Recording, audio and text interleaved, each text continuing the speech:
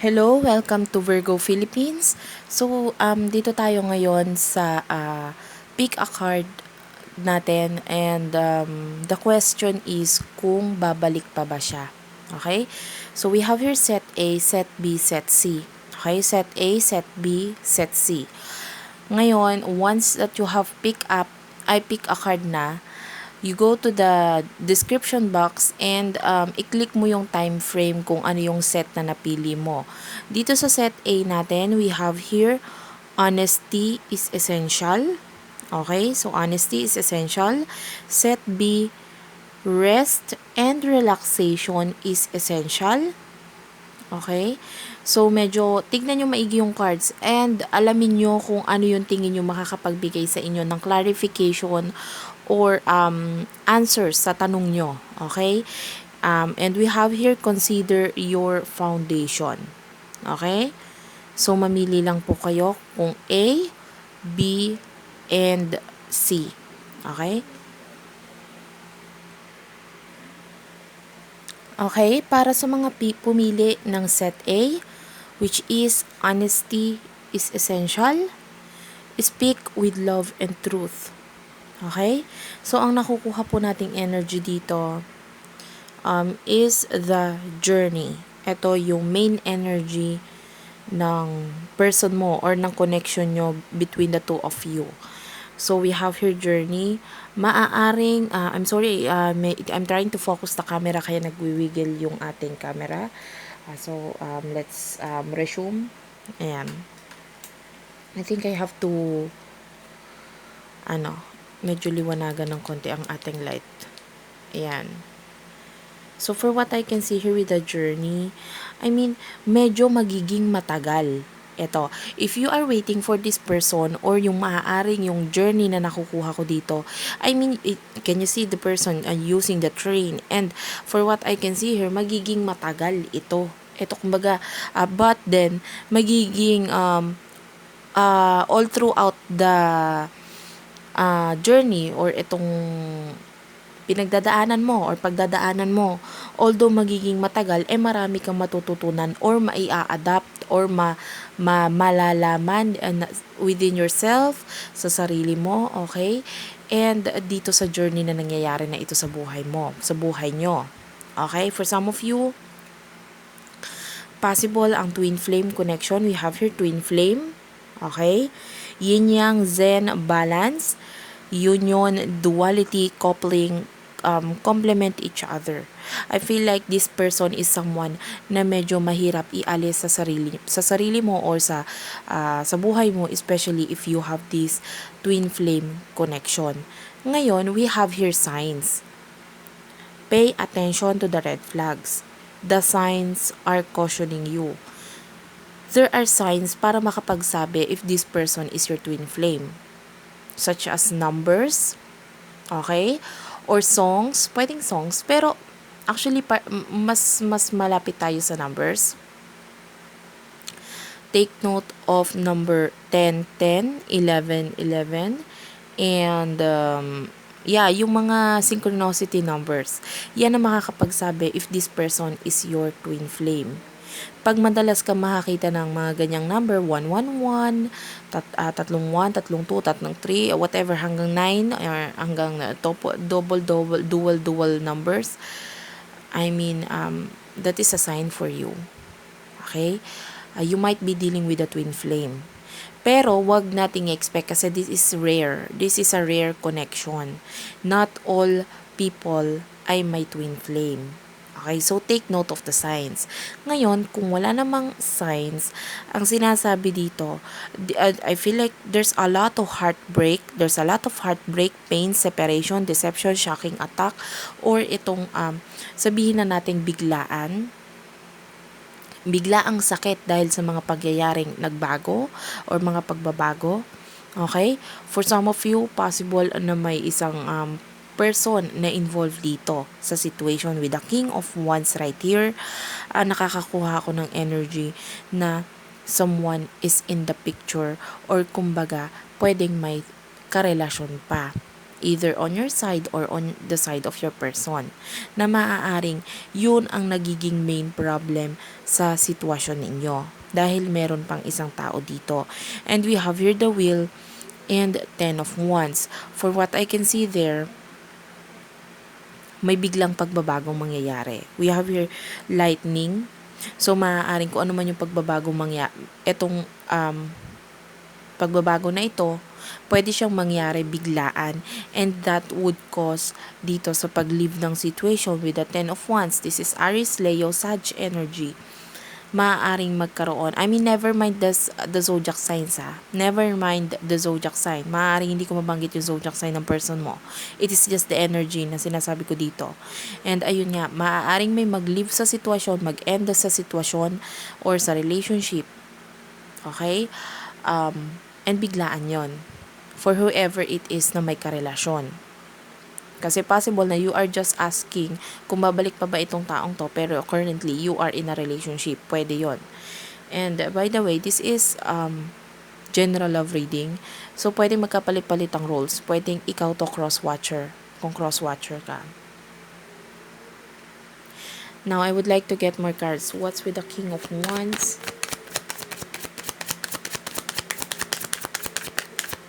To give you more clarity.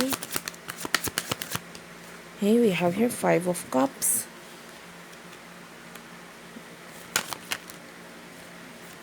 King of Pentacles and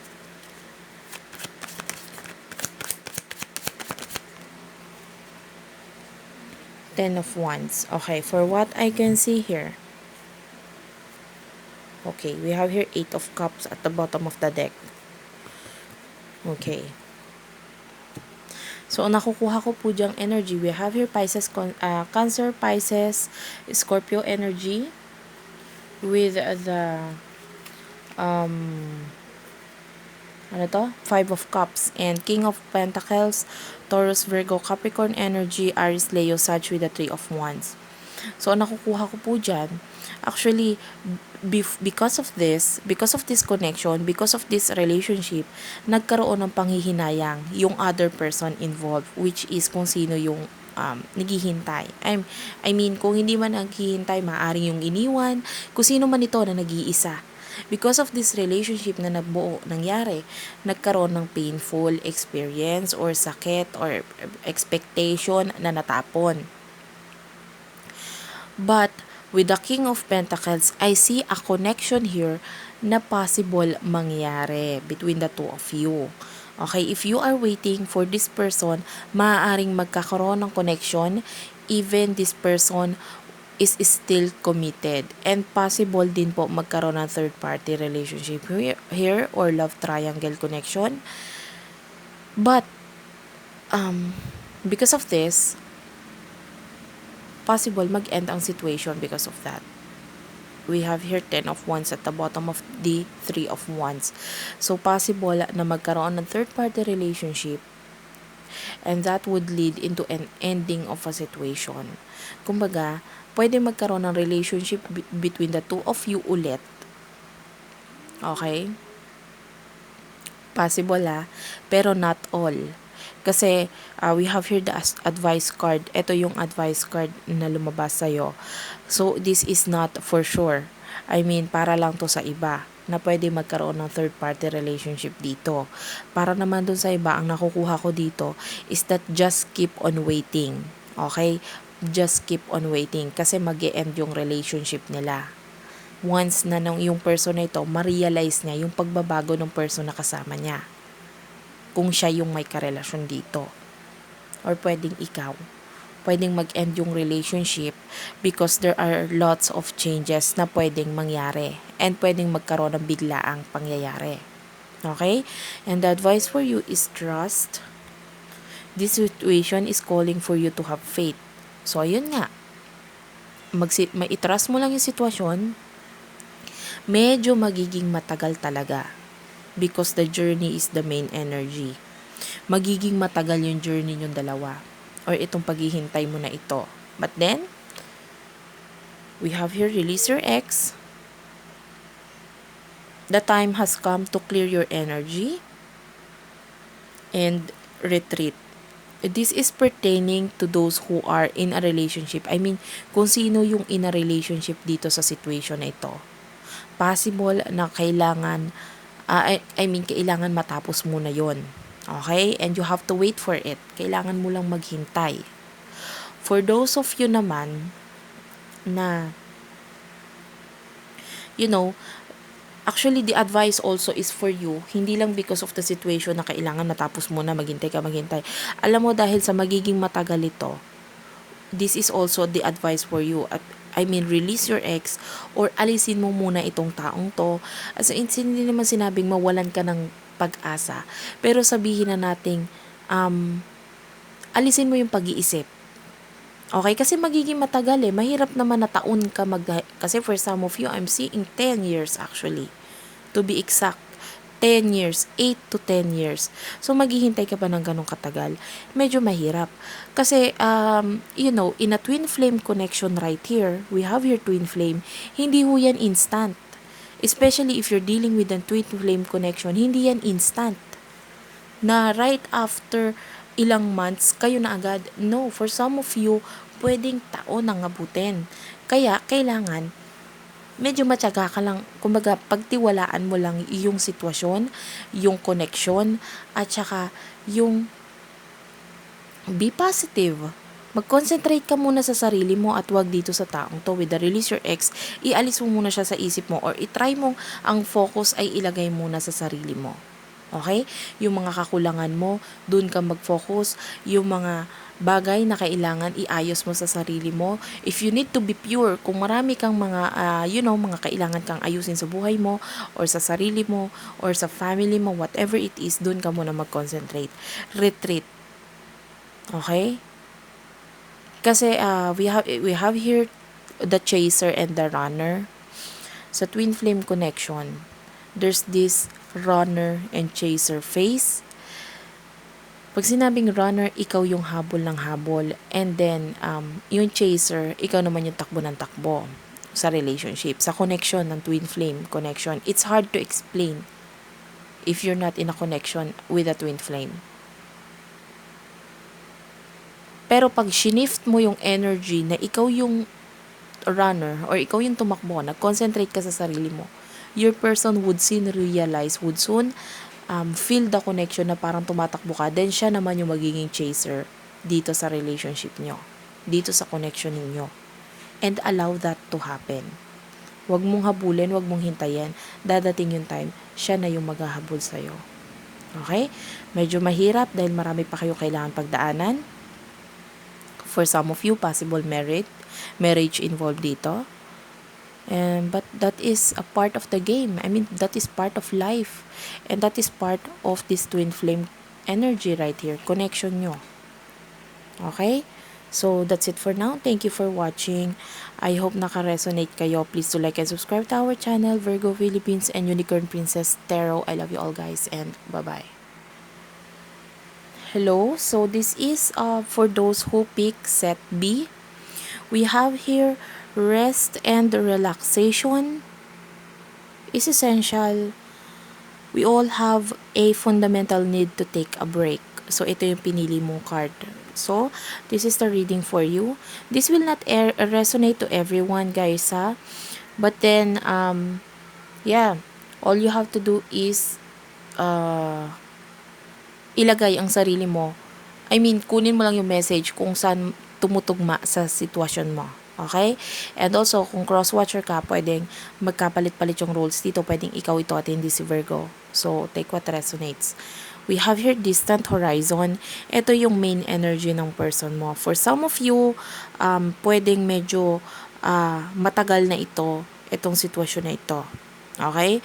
For some of you naman, pwedeng there's distance between the two of you. Okay, nung person nakakonect mo. Okay. But there's a lot of love na nangyari nung time na nagkaroon kayo ng sabihin na nating relationship. But for what I can see here, for some of you, pwedeng you are already connected with someone new or there's someone in the picture. Pwedeng may karelasyon ka na and you're just watching this kung to see kung babalik pa ba itong person na ito pero you're already committed. Pwedeng ganon. Kasi there's this new love and release your ex. So possible na nung nawala na itong taong to, merong new person na dumating dito and yeah, there's this feeling na parang andito ka na sa new phase ng buhay mo. Like you have separated and tapos na yon. Yun yung nakukuha ko dito. And with the release your ex, I'm sorry, nagwiwiggle yung camera. This is the emotion of like you have already learned your lesson. Like tapos na. If not, you have to. Okay? You have to. Why? Kasi we have here palm tree, stability, security, permanence, growth, tama ba? Permanence, growth, endurance, flexibility. For what I can see here, lalo kang tumibay eh. The more na nung minalis mo itong person na ito, this is just part of your life na maaaring pinagdaanan mo to make you grow para pagtibayin ka sa kung anuman ang nasaan ka, anuman or nasaan ka man ngayon. Kung ano ka man ngayon, it is because marami kang natutunan dito sa past na ito, sa person na ito. And we have here 9 of Cups and Page of Cups, Cancer, Scorpio, Pisces energy, and 2 of Cups. For what I can see here, you're already concentrated talaga dito sa goals mo. It's like you're leaving the past behind. Maaaring malaking kawalan para sa iba sa inyo kung nawala itong taong ito sa'yo. Okay? Maaaring malaki pero malaking kaalwanan din nung nawala siya sa'yo. Maaaring masyadong mabigat yung emotion na ipinaramdam niya, masyadong masakit, and now you're letting go. It's like you're being free. I'm already free and I'm ready to go. I'm this stage in my life na I'm already happy. And that ended up with the Ace of Wands. Marami kang kumbaga sa pag-iisip, marami ka talaga natutunan, so, ginagamit mo yung utak mo and it makes you stronger this time with the strength right here, Leo energy, and the energy here with the 2 of Cups and the Lovers. If you are not yet committed, possible na magkaroon ng new relationship, or if you are already in a relationship, possible na mag-lead yan sa marriage because you are already letting go of this person. Okay? If not, that is the advice for you. Let go of control issues. At the bottom of the deck here, we have here sadness, thinking about you, missing you, yearning, unsure of future. But the title itself, it says separation. Kumbaga, tapos na. Okay? We have here let go of control issues. Kung ano man yung kailangan mo i-let go, gawin mo. This is the advice cards for you. Kung itong taong to is you keep on waiting, I feel like you have to let go or kalimutan na, i-release na to. Because you have to keep on an open mind. Kailangan fresh ang utak mo. Kailangan malinis yung utak mo. Kalimutan mo yung tao, yung mga toxic na tao. Alisin mo yan sa buhay mo in order for you to find this true love. For some of you, kasama na nga nila ngayon. Karelasyon na nga nila ngayon. At hindi mo makikita yan or makikilala yan hanggat hindi mo naaalis itong taong ito sa puso't isipan mo. So that's it for now, Virgo or Cross Watcher. Thank you for watching. I hope naka-resonate kayo. Please do like and subscribe to our channel, Virgo Philippines, and also dun sa ating other channel, which is the Unicorn Princess Tarot. I love you all, guys, and bye-bye. Hello, so ito naman po yung nag-pick ng Setsi. So we have here, consider your foundation. Look at how, I'm sorry, I have to focus the camera. Look at how committed you are to love. So, yun yung napili mong card. So, we have here, sudden wealth. Ito yung main energy ng person mo. We have here sudden wealth. I would like to clarify that first.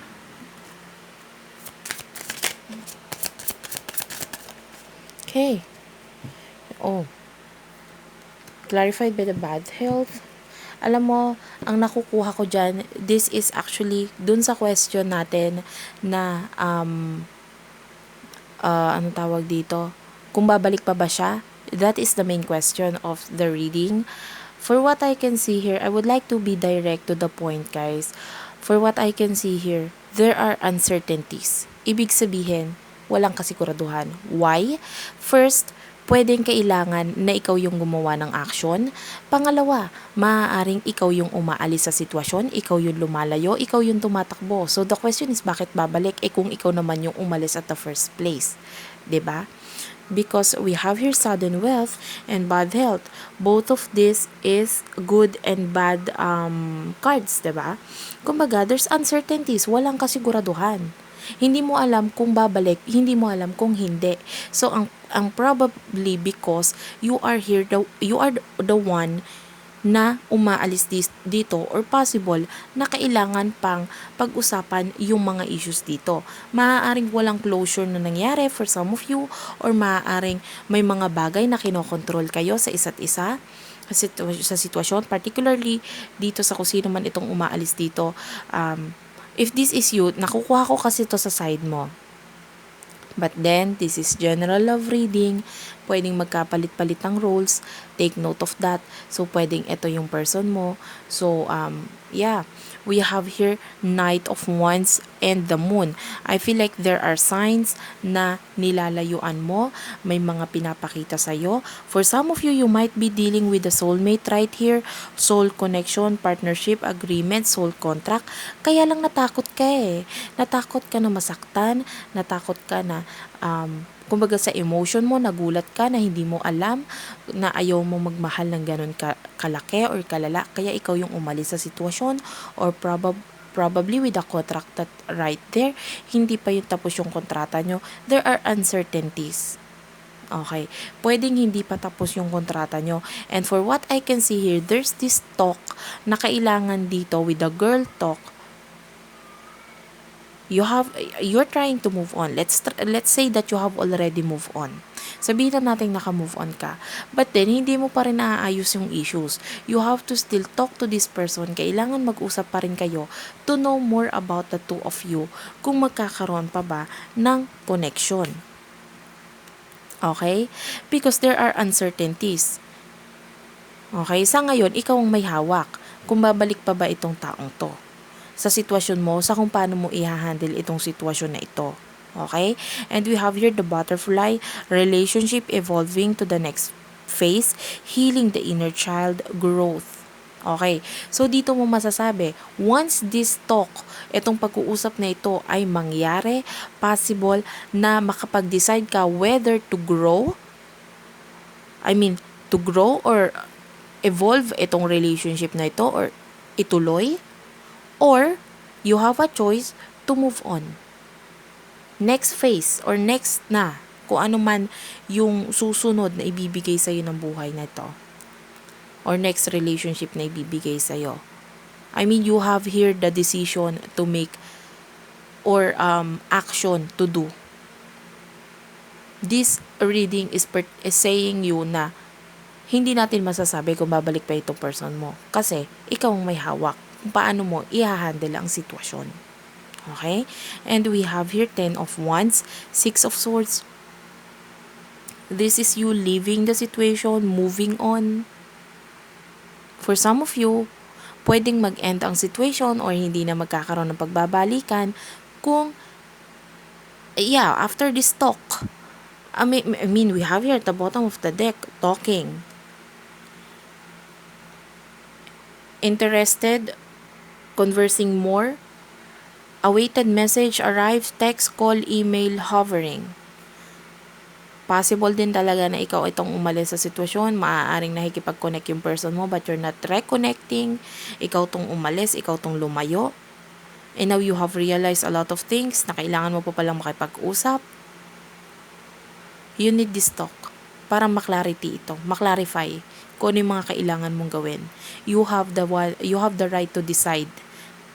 Here, kumbaga, we have here, endings bring new beginning, growth, change, liberation, transition, kung ano man yung magiging desisyon, there's this coffin, which is not, hindi naman siya maganda, hindi rin siya pangit, hindi rin siya masama. Why?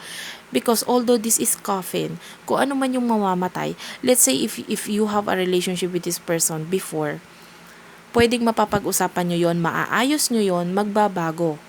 Mapupunta sa simulang simula ulit. Rebirth, kumbaga, ng relasyon yung dalawa. Di ba mas maganda yon? Pagtatapusin nyo na yung issues nung nakaraan. And the other one is the coffin, which is literal na kailangan ibaon na kung ano man yung nasa inyo. So, dalawa ang meaning yan. Okay? And, we have certain glasses. So, possible na one, maybe you or your person is still watching at each other, like waiting for someone. Medyo, someone here is having this high ego na parang kailangan ibaba in order for this connection to happen or in order for this clarification to happen. Kasi meron ditong mataas ang ego, mataas ang pride, like hindi naman ako yung may kasalanan, whatever. Pero maaaring kailangan kasing for some of you, ikaw ang kailangan gumawa ng action in order for you to have this clarification or yung message nga na maunawaan mo kung meron pa mang second chance for the both of you. Okay? Why? Paano? We have here 7 of Swords and Ace of Swords. Right after that message na mangyari yan, dalawa lang ang pwedeng mangyari. Kaya mo masasabing may another chance. With the Ace of Swords, this is you and this is your person na would have this clarity na matututunan nyo. You would have this explanation and explanation of both sides. Maaayos. Kung ano yung problem, magkakaroon ng solving. We have here problem solving. I see a math thing going on here. And yeah, there's a solution, there's a problem, there's a solution, and there's the answer. Mauunawaan nyo. But with the 7 of Swords, we have here Gemini, Libra, Aquarius energy. Ang nakukuha ko po dito, possible kasi na magkaroon ng fight dito or pagka-arguments, and one of you would leave the situation and dun mo marirealize what would happen next. Of course, pag nag-lead into fighting yung pag-uusap ninyo, that only means one thing. Kailangan ng tapusin, kailangan ng alisan. That is the end of it. So, maaaring kailangan yung gawin itong communication na ito, itong talking na ito, pakikipag-usap na ito, in order for you to know whether magkakaroon ng pag-iisip ng maayos o mariresolve ang problema or matatapos na sitwasyon. Doon mo masasabi. Okay? And also, the advice for you is you deserve love. This could be the one, and trust. So, with the you deserve love, dalawa nga kasi itong na-advise natin dito eh. One is someone who needs to leave the situation kung hindi magiging maganda yung resulta. So, you deserve love. Huwag ka na maghintay if you are waiting. Ibig sabihin lang nun, kung hindi naging maganda yung pag-uusap nyo, tapusin mo na. And we have here, this could be the one, pag naayos nyo yung problems, yung mga susunod na magiging problems nyo, this could be just a pagsubok between the two of you. This is for those na naayos yung problema. Why? Because this could be the one. Maaaring ito na yung pinakamalaking pagsubok sa inyo, and because masusolusyonan nyo to, yung mga next na pagsubok na dadating sa inyo, masusolusyonan nyo yan. Ganun lang yun. Ibig sabihin, he or she is already the one for you. Okay? Why wait? Pwede ka naman gumawa ng action. Yun ang sinasabi dito. And we have here trust. Trust the situation. Huwag ka matakot. For some of you, you are leaving the situation. Ikaw tong hindi nakikipag-connect. Ikaw tong umaalis. Whether itong person na ito nakikipag-connect or ikaw. Nakikita ko kasi na hindi ka nagtitiwala. Maaaring itong tiwala mo ang nawala mismo, or yung situation nyo, hindi ka kumbaga nawala yung takot mo na parang, should I message this person? Should I not message this person? Merong pag-aalinlangan. Pero all you have to do is trust the situation, especially kung ikaw yung kailangan gumawa ng action, makipag-connect, mag-initiate nitong talk na ito para magkaroon ng kaliwanagan, ng closure. Dalawa lang yan. either you would have disclosure or you would continue this relationship. So, that's it for now. Thank you for watching, guys. I love you all, and bye-bye. Thank you for watching, ha. Please do like and subscribe to our channel. May continuation, no? Okay, bye-bye.